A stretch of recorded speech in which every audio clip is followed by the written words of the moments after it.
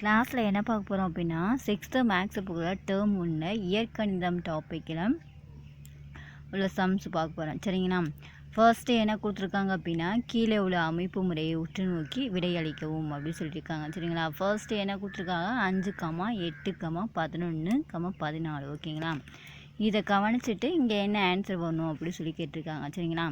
இப்போ நம்ம இதுக்கிடையில் எத்தனை நம்பர் விட்டுருக்காங்க அப்படின்னா 8ல் 5 மைனஸ் பண்ணிட்டோம்னா நம்மளுக்கு என்ன வரும் அப்படின்னா 3 ஓகேங்களா? அப்போது இதோட 8க்கும் 11க்கும் எத்தனை வித்தியாசம் இருக்குது அப்படின்னா 3 தான். சரிங்களா? 11க்கும் 4க்கும் வித்தியாசம் எத்தனைன்னா 3 ஓகேங்களா? அப்போ என்ன பண்ணியிருக்காங்க அப்படின்னா 3 ஆட் பண்ணிகிட்டே போயிருக்காங்க. சரிங்களா?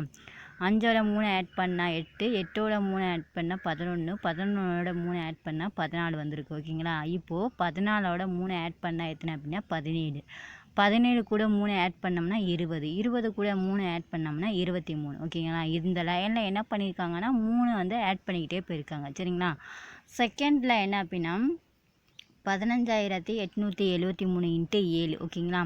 இதை பெருக்குனா என்ன ஆன்சர் வந்திருக்கான் அப்படின்னா 1 வந்திருக்கான். சரிங்களா? மற்றும் 15,877ஓட 14 பெருக்குனா 2 ஆன்சர் வந்திருக்கு ஓகேங்களா?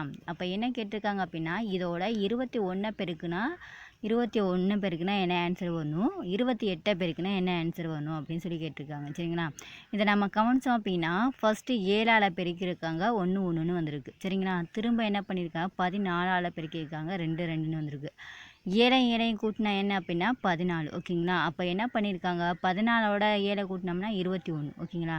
21ஓட 7 கூட்டினோம்னா எத்தனை அப்படின்னா 28. அப்படி இல்லையா 7 1 7 7 14 3 21 4 28 ஓகேங்களா? அப்போ என்ன அப்படின்னா ஃபர்ஸ்ட்டு ஒரு 7 பெருக்கும்போது 1 ஆன்சர் வந்திருக்கு.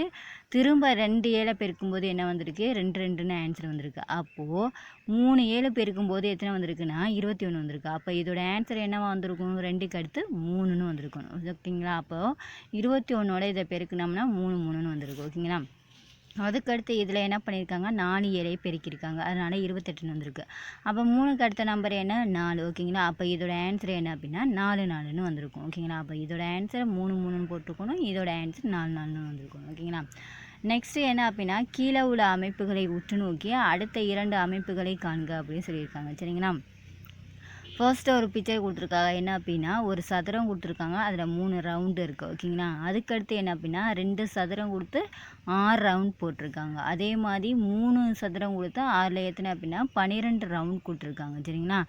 நெக்ஸ்ட்டு என்ன ரவுண்டு என்ன வரணும் அப்படின்னு சொல்லி வரைய சொல்லியிருக்காங்க. 3க்கு அடுத்து 4 சதுரம் 3 12 ஓகேங்களா? 12 ரவுண்டு வந்துருக்கும் ஓகேங்களா? எப்படி அப்படின்னா ஃபர்ஸ்ட்டு ஒரு சதுரத்துக்கு எத்தனை ரவுண்டு இருக்குது 3 ஓகேங்களா? அப்போது 2 சதுரத்துக்கு 6, இங்கே வந்து 3 ஆட் பண்ணிக்கிட்டே போகணும், இங்கே 1 ஆட் பண்ணிக்கிட்டே போகணும். ஒரு சதுரம் 1ஓட 1 கூட்டினா 2, 2ஓட 1 கூட்டினா 3, 3ஓட 1 கூட்டினா 4, 4 கூட 1 கூட்டினா 5. அப்போ இங்கே என்ன வரணும் 5 சதுரம் வந்திருக்கணும் ஓகேங்களா? அதே மாதிரி இங்கே என்ன பண்ணணும் அப்படின்னா 3 ஆட் பண்ணிக்கிட்டே போகணும். சரிங்களா? 3 3 கூட்டினா 6, 6 கூட்டினா 9, 9 கூட்டினா 12, 12 கூட்டினா 15 ஓகேங்களா?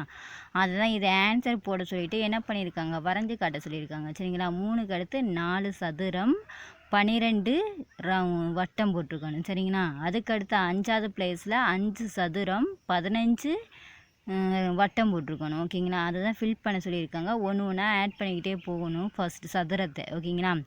வட்டத்தில் என்ன பண்ணணும் 3 ஆட் பண்ணிக்கிட்டே போகணும் ஓகேங்களா? நெக்ஸ்ட் என்ன அப்படின்னா எண் செயல்களின் அமைப்புகள் அப்படின்னு கொடுத்துருக்காங்க. சரிங்களா? ஒரு எண்ணை 0 மட்டும் 1ஆல் பெருக்குனா என்ன ஆகும் அப்படின்னு சொல்லி கேட்டிருக்காங்க. சரிங்களா?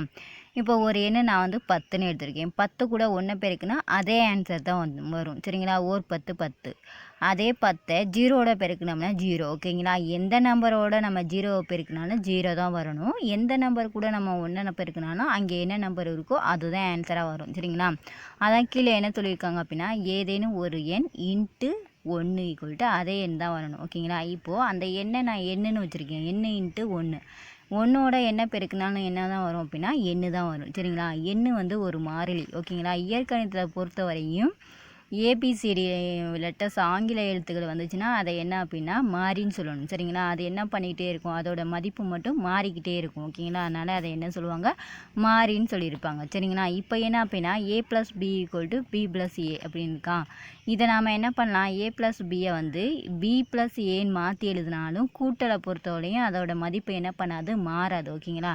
7 + 9. ஓகேங்களா? இதை தலைகீழ எழுதுறோம். 9 + 7ன்னு மாற்றி எழுதியிருக்கோம். அப்பவும் என்ன பண்ணாது, இதோட மதிப்பு மாறாது. 9ஐயும் 7ஐயும் கூட்டினோம்னா நம்மளுக்கு என்ன வரும் அப்படின்னா 16. ஓகேங்களா? அதே மாதிரி 9 + 7ஐயும் கூட்டினா என்ன அப்படின்னா 16 தான். இதுவும் ஈக்குவல்ட்டில் இருக்கும். இதோட மதிப்பு என்ன பண்ணாது, மாறாது. ஓகேங்களா? அதே மாதிரி a × b = b × a. இந்த ஏயையும் பியையும் திருப்ப மாற்றி பெருக்கினாலும் அதோட வேல்யூ என்ன பண்ணாது, மாறாது. சரிங்களா? 7 × 9 9 × 7 மாற்றி எழுதியிருக்கேன்னா, இப்போ 7ஐயும் 9ஐயும் பெருக்கினா எத்தனை, 7 9 63. அதே மாதிரி 9ஐயும் 7ஐயும் பெருக்கினா என்ன, 63 தான். இந்த சைடும் 63 வரும், இந்த சைடும் 63 தான் வரும். இதுவும் சமமாக இருக்கும். ஓகேங்களா?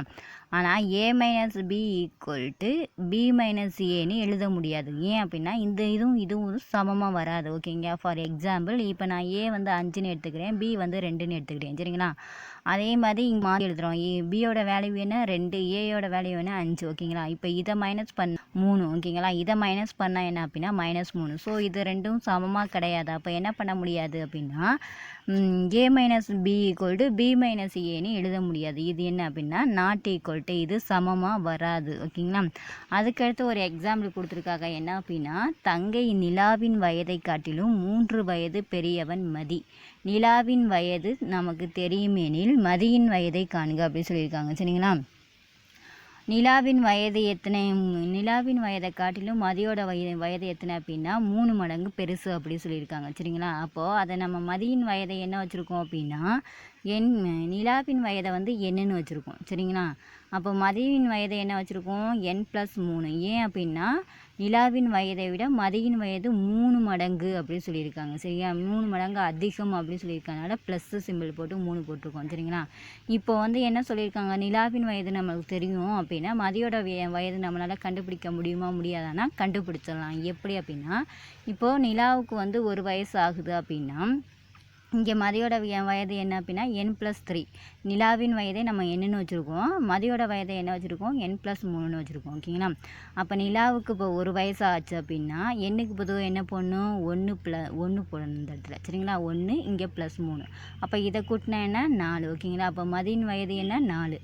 சப்போஸ் நிலாவுக்கு வயசு 3 இருந்தால் இங்கே எண்ணுக்கு பொதுவாக என்ன போடணும், 3 + 3. இங்கே உள்ள +3. அப்போ இதை 3 கூட்டினா 6. அப்போ மதிக்கு எத்தனை வயசு, 6 வயசு. ஓகேங்களா? அதுக்கப்புறம் நிலாவுக்கு 4 வயசாக இருந்துச்சு அப்படின்னா இப்போ எண்ணுக்கு பொதுவாக என்ன போடணும், 4 + 3. ஓகேங்களா? இதை கூட்டினா 7. ஓகேங்களா? இந்த நிலாவின் வயது நம்ம எப்படி வேணும் வச்சுக்கலாம். சரிங்களா? அவளுக்கு 2 வயசாக இருக்கலாம், 3 வயசாக இருக்கலாம், 4 வயசாக வைக்கலாம் அப்படின்னு நாமளாக ஒரு கெஸ்ஸிங்கில் வச்சுட்டு மதியின் வயதை கண்டுபிடிச்சலாம். ஓகேங்களா?